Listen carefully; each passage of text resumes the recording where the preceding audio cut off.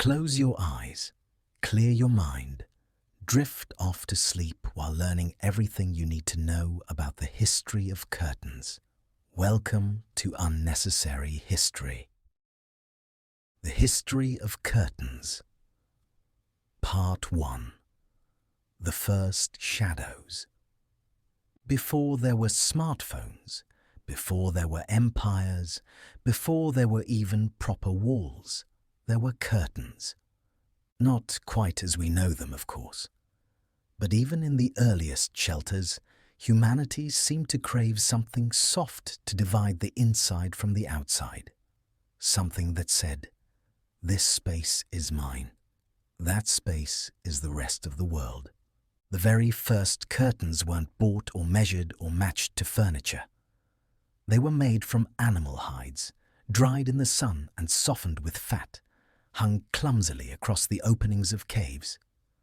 They didn't match the decor, but they did keep the wind out. And sometimes, if the smoke from the fire was heavy enough, they kept the bears out too. When archaeologists explore ancient dwellings, they sometimes find holes in the rock near the cave mouth, small, evenly spaced. For decades, people assumed they were for tying ropes or hanging tools. Now some suspect they were for securing those very hides, a kind of prehistoric curtain rod, humanity's first flirtation with interior design. It's funny to think that one of the earliest uses of fabric wasn't to wear, but to hide. We have always been a species obsessed with privacy. Curtains were a way of saying, "This is our cave, and you are not invited." Thousands of years later, when humans began to settle, our homes changed, but the desire to separate and soften remained. In the river valleys of Mesopotamia, where weaving was born, the first true curtains began to appear. People grew flax and learned to spin it into linen thread. Linen was strong, cool, and surprisingly beautiful when light shone through it. The Sumerians used it to hang over doorways or partition rooms. Archaeologists found tiny clay tablets with marks that suggest fabric prices and dye recipes. It's quite possible that some bureaucrat once sat under the shade of a linen curtain, calculating taxes on other curtains.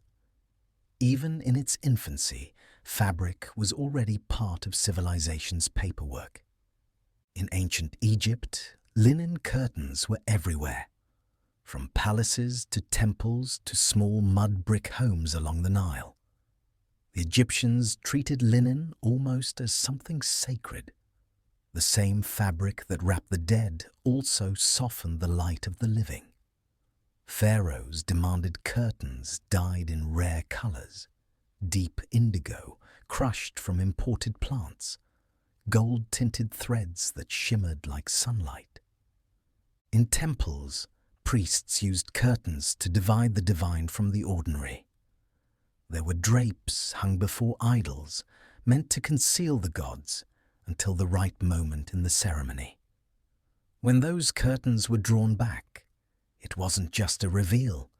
It was a glimpse into the sacred, a theatrical unveiling of eternity. And so, in a way, curtains gave birth to drama. By the time the Greeks rose to prominence, curtains had become not just useful, but beautiful. Greek homes had open courtyards and columns that let in light and air, but they also needed shade.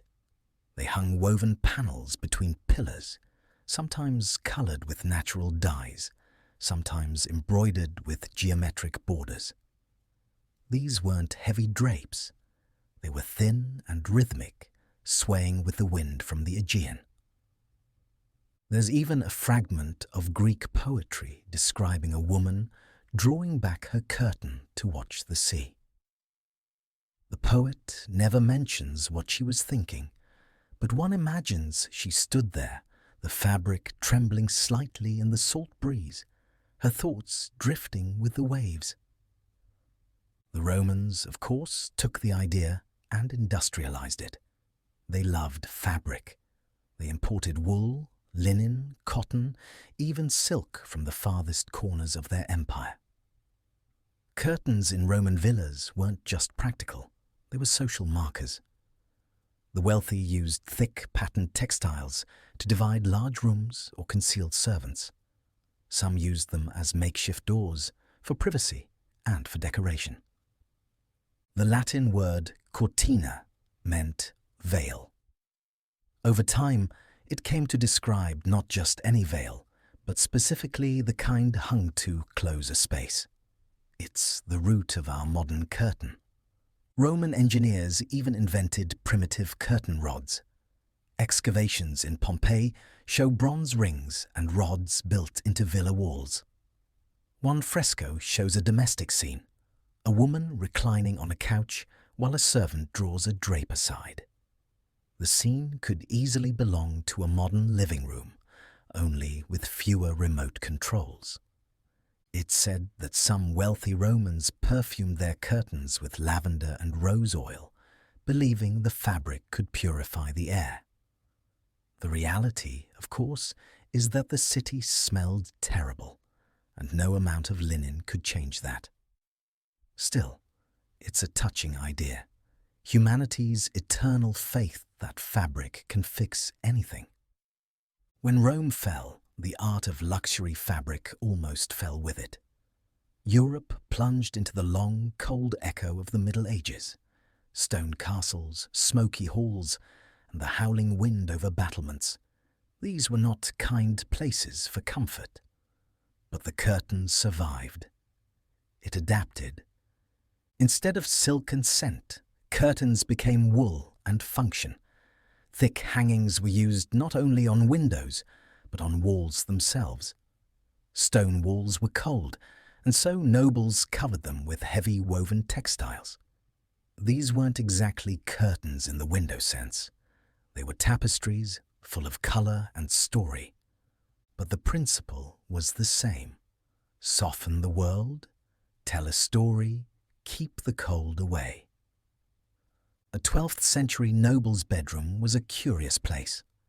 The bed stood in the middle of the chamber, often surrounded by curtains on all sides, a canopy of warmth and privacy. The term drawing the curtains around a bed comes from this. People literally lived inside their curtains, like fabric cocoons in the heart of the drafty night. It wasn't uncommon for entire families to sleep in one room. Bed curtains created the illusion of solitude, even if you could still hear everyone snoring. And in an age when medicine was primitive, curtains were thought to trap warmth, to hold in the body's vital heat. The more fabric, the healthier you'd be. Curtains even carried superstition. Some people believed that if the wind blew through your curtains at night, it could bring illness. Others thought that tying knots in the fabric could trap spirits or keep away bad dreams. Every flicker of the candlelight behind a moving curtain could seem like something alive. Then, during the Renaissance, something marvelous happened. Beauty returned to the window. As cities grew wealthier and trade flourished, fabric once again became an expression of art. In Italy and France, silk and velvet reigned supreme. Curtain makers, called drapers, formed guilds, and their patterns were so prized that rival cities tried to steal them. A noblewoman's chamber might contain layers upon layers of drapery, sheer inner veils for light, heavy brocade for privacy, and delicate cords of gold thread to tie them back. Every fold, every shimmer was a display of taste and fortune. In Venice, the dye houses worked along the canals, where the water carried away the excess pigment. The result was that the canals themselves sometimes glowed faintly blue or red. The city literally shimmered with the runoff of curtain fashion. And beyond all the elegance, the curtain began to take on a symbolic life of its own.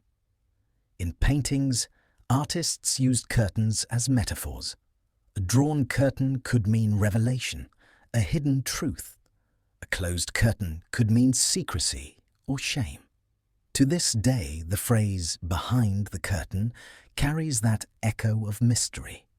As Europe entered the Baroque and Rococo periods, curtains became spectacles. Palaces were flooded with fabric, swags, cascades, fringes, tassels, valances, draped like waterfalls of silk. Marie Antoinette's bedroom at Versailles featured curtains so thickly embroidered they weighed more than the furniture. Servants used small ladders to open them. It was an empire of fabric, and curtains were its royal banners.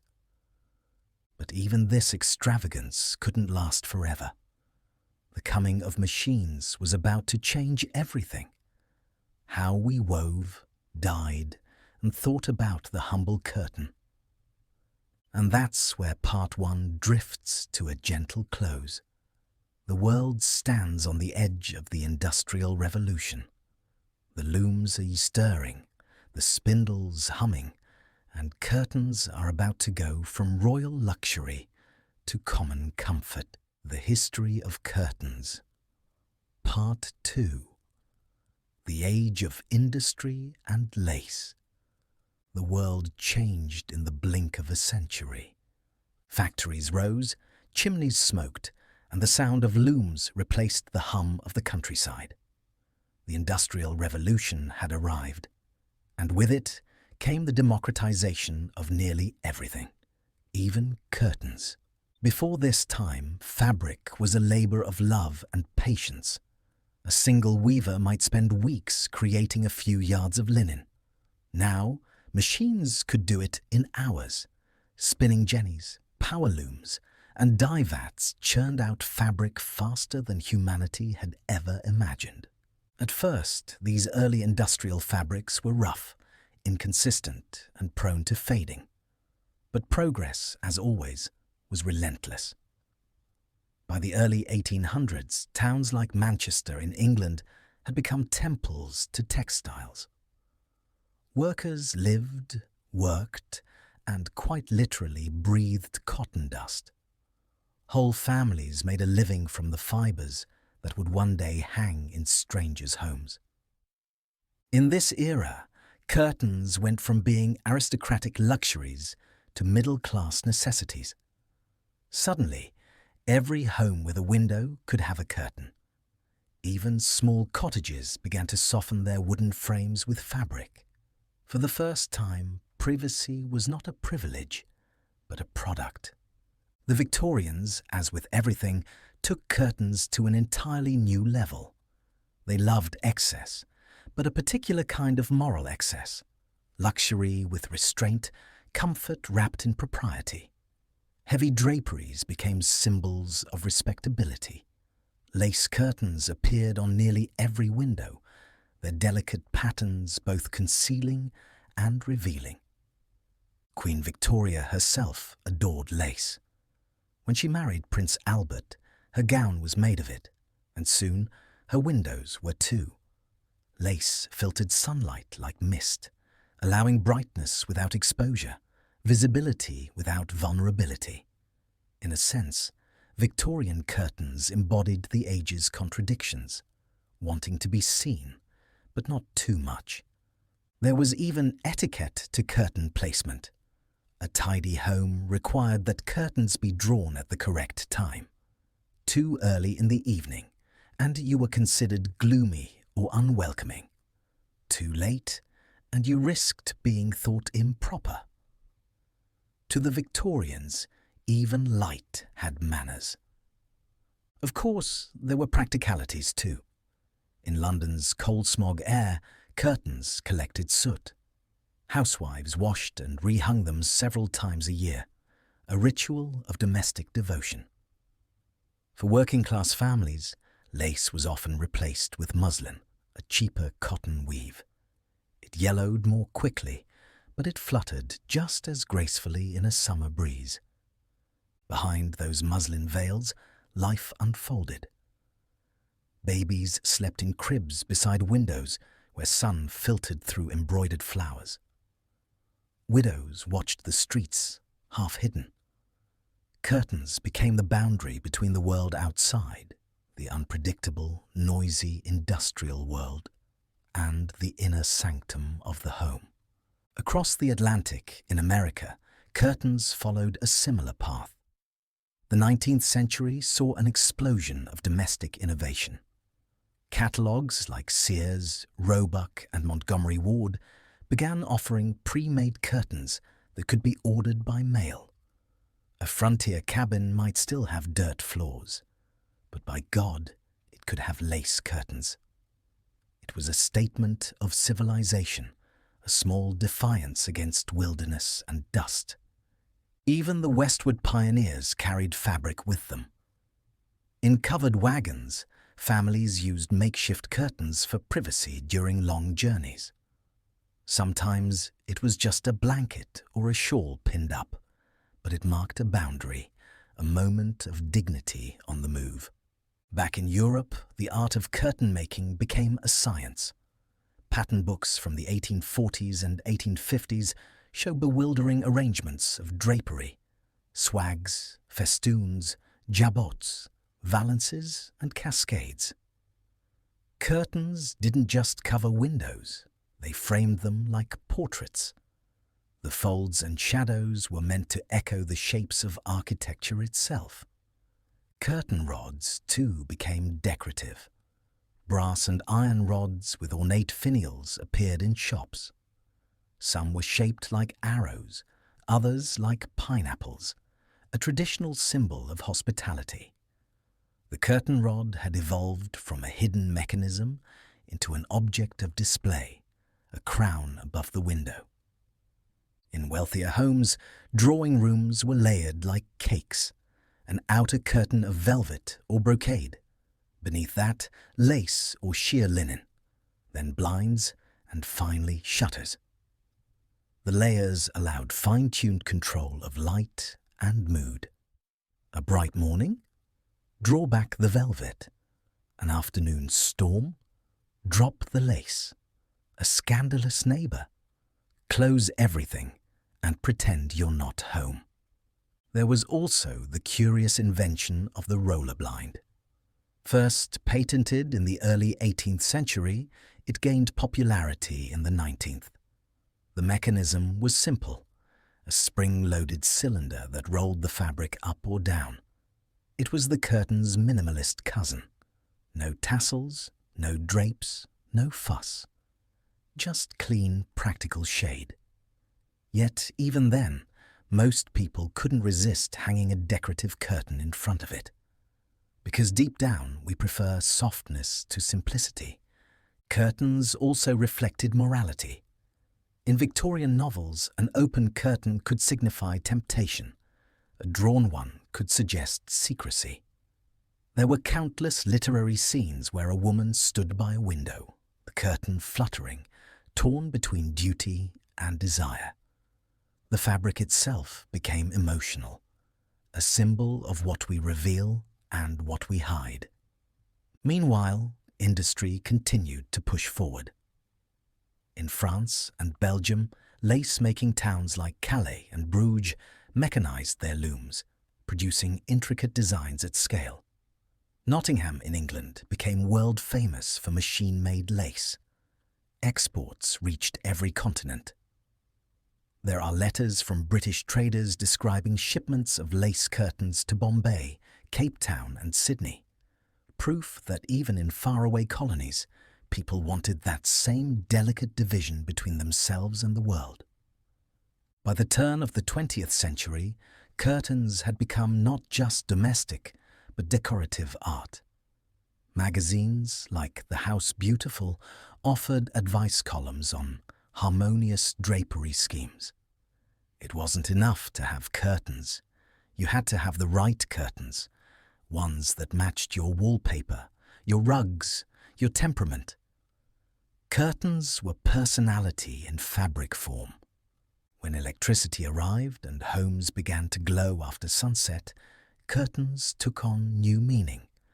No longer just protection from sunlight, they now protected privacy from the electric gaze. A home's light became a signal to the street, and curtains became the guardians of what happened inside. In the early 1900s, Art Nouveau introduced a new sensuality to curtains. Sinuous lines, floral motifs, soft flowing forms. Fabric was meant to echo nature, vines and petals in motion. In Vienna, designers like Josef Hoffmann created rooms where even the curtains looked like gentle waterfalls. Then came Art Deco, the 1920s shimmer of geometry and glamour. Curtains gleamed with metallic threads and bold patterns. The world was modern, confident, unstoppable. Movie theaters adopted heavy red curtains, symbols of anticipation and spectacle. The phrase, "the curtain rises," became shorthand for wonder. And yet, even amid all this modern energy, curtains never lost their humble role. They still hung in quiet bedrooms, filtering dawn. They still swayed slightly when someone walked past.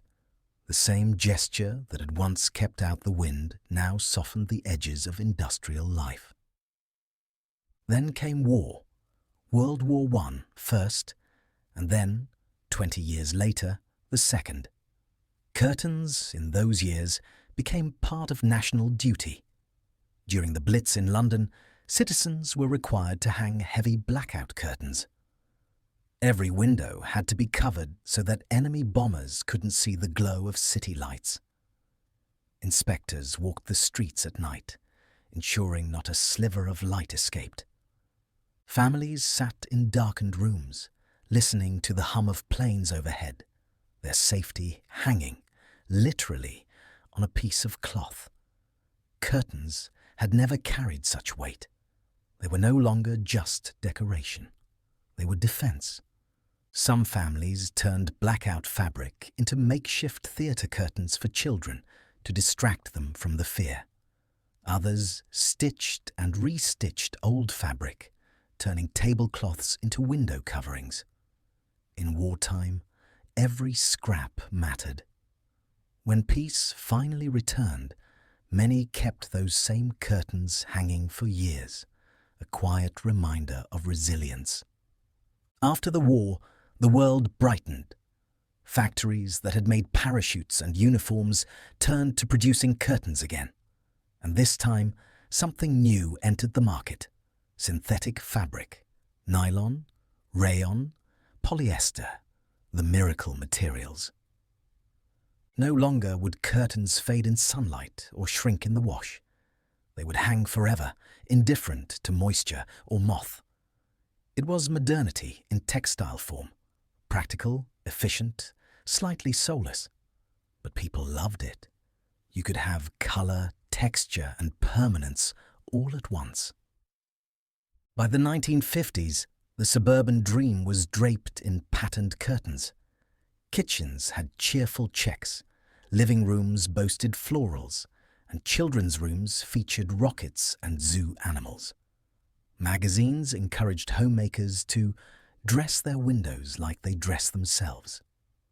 It was an era of optimism and matching sets. Design trends came and went like tides. The 1960s brought bold prints, psychedelic swirls, and pop art explosions. The 1970s introduced earth tones, browns and oranges, thick velvet that blocked out not just light, but also most hope of natural ventilation. Homes felt cocooned, padded, muffled by their own decor. And through it all, curtains stood as quiet witnesses. If one could hear fabric sigh, 1970s curtains would have sighed deeply. And yet, for all their changing styles, they continued to serve the same old human needs: a touch of softness, a sense of control, and that little moment each evening when you draw them closed and feel the world retreat. The curtain had survived empires, revolutions, soot, lace, and polyester. But its final transformation was yet to come.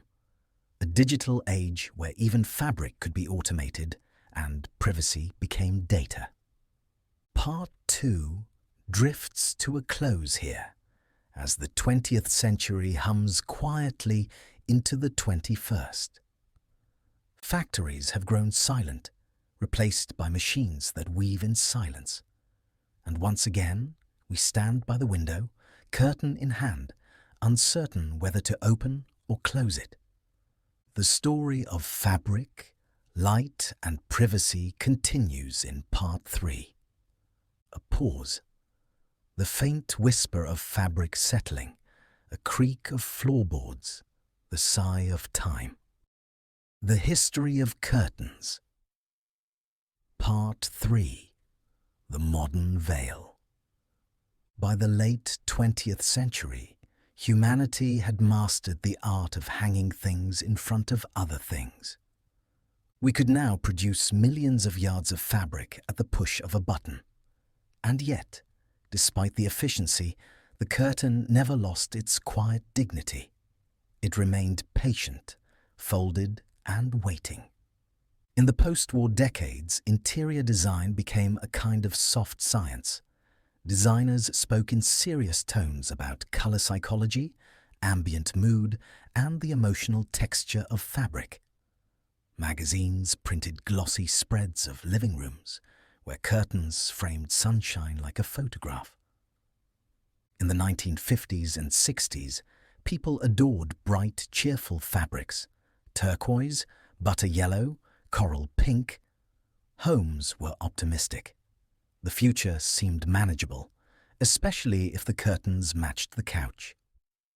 But by the 1970s, optimism gave way to earth tones. Rust, avocado, and mustard ruled, curtains thick enough to muffle your thoughts. The fabrics were heavy, almost theatrical. They kept heat in and neighbors out. In photographs from the time, you can almost smell the carpet. The curtain became not just an object, but an atmosphere. And then the 1980s arrived, loud and synthetic. Suddenly, homes gleamed again. Curtains were pastel or metallic, sheer or pleated. Vertical blinds appeared, curtains reimagined as hard plastic, obedient to the pull of a cord. Interior decorators called it streamlined. Others called it unforgiving. Still, the old cloth survived. People missed texture. They missed the sound of fabric moving. Curtains breathe, blinds do not. By the 1990s, minimalism spread like calm contagion. Designers stripped away everything ornamental. Windows became blank planes of light. Some apartments had no curtains at all, as if privacy had gone out of style. The phrase open concept living began to sound less like freedom and more like exposure. Yet humanity is sentimental. Eventually, people started bringing the curtains back. Sheer linen for softness, cotton for calm. After decades of novelty, we wanted comfort again. Curtains became spiritual objects. Feng Shui practitioners advised on their color and flow. Therapists suggested light-diffusing fabrics to improve mood. The simple act of pulling a curtain open in the morning was rebranded as a wellness practice. Light therapy through design. Technology, of course, could not resist getting involved. In the 2000s, engineers introduced the smart curtain. You could now command your drapes by remote control, or eventually by voice. Alexa, people would whisper half awake, open the curtains. The curtains would glide obediently apart, revealing the same sunrise humanity has been uncovering since the first animal hide fluttered in a cave mouth. Progress, apparently, meant doing ancient things without getting out of bed. These smart fabrics evolved further. Some can filter ultraviolet light or block infrared heat. Others contain metallic threads that shield against Wi-Fi or electromagnetic signals. There are even acoustic curtains designed to muffle the outside world, as if fabric could hush civilization itself. Interior design quietly split into two schools of thought. One believed that curtains should disappear, simple, sheer, almost invisible. The other believed they should speak, loud and colourful, statement pieces for people tired of beige. The result was a paradox. The curtain as both silence and speech. Meanwhile, the language of curtains survived in our culture. Pulling back the curtain still means revelation. The final curtain still means the end. On stages, velvet drapes continue to rise and fall like the breathing of the arts themselves. In movies, curtains frame intimacy. A breeze through an open curtain still signals freedom or foreboding, or both. Even in architecture, the metaphor endures. Modern skyscrapers are often described as curtain walls. Vast glass sheets hung from steel frames, thin veils separating interior and exterior. The curtain has transcended fabric. It has become an idea, a threshold between two worlds. And yet, in the quiet hours, it remains a very simple thing. A piece of cloth, gently moving with the air, filtering light. We may invent new materials, new gadgets, new philosophies of space, but the essential act stays the same. We draw the curtain, and the world changes just a little. There are small, forgotten stories about curtains that never make it into history books. In 1969, astronauts on Apollo 11 installed a makeshift curtain in their capsule, just a little divider for privacy on the way to the moon. It was thin, improvised, barely functional. But even in space, humans wanted a way to hide. In 1977, a hotel in Tokyo installed the first fully automated curtain system. Guests could open and close it from the bed with a single button. Newspapers called it the future of comfort. A few guests called it annoyingly loud. In 1993, a group of Scandinavian scientists designed curtains made entirely from recycled soda bottles. They discovered that light passed through them with an oddly pleasant shimmer. The world is full of such small triumphs of softness. Every generation reinvents the curtain and believes it has achieved perfection. Yet the truth is, we're not improving it. We're just translating the same instinct into new forms. We want warmth, we want privacy, we want to control the view. In recent years, sustainability has come full circle. Designers are returning to natural fibers, linen, hemp, organic cotton. They dye them with plants again, like our ancestors once did. Some artisans weave curtains by hand on ancient looms, their rhythm echoing a craft older than writing. A slow, steady clack of wooden beams, thread by thread, like a heartbeat extended across millennia. And somewhere, perhaps tonight, a person sits quietly sewing a hem, the same small fold their great-great-grandmother once stitched by candlelight. Curtains have seen everything. Love and loneliness, war and recovery, morning coffee and midnight tears. They've been witness to every version of us. They've muffled our words, shaded our faces, and fluttered at the edges of every secret we've ever kept. If you could listen closely to an old curtain, you might hear the sigh of all those moments stored in its folds. The laughter, the whispers, the wind. Each thread a memory of light passing through. And there is something profoundly human about that, because a curtain, at its heart, is not just decoration, it's an act of trust. We trust that fabric to separate us from the world, yet let us feel connected to it. It lets in enough light to remind us that we're not alone, but enough shadow to rest. Think of every time you've drawn a curtain closed at night.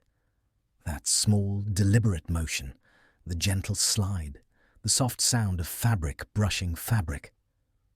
The world fades a little. The room becomes yours. There's safety in that motion. It's one of the oldest gestures we know. And in the morning, when you open it again, light spills across the floor, and for a brief moment, it feels like the first dawn ever. The same act repeated billions of times by countless hands, yet always new.